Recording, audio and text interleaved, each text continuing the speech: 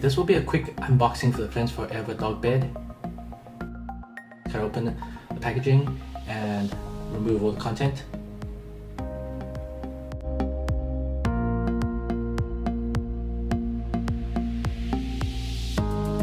It comes with 3 components: the memory foam, the outer suede cover, and then the memory foam cover.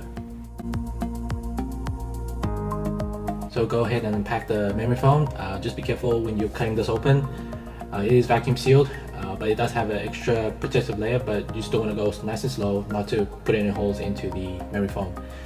Just unroll it and just let it fluff up.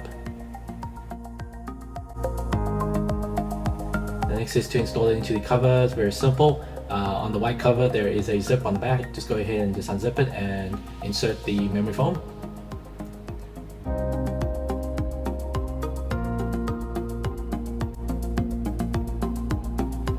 Once you're done, you can go ahead and then zip it back up.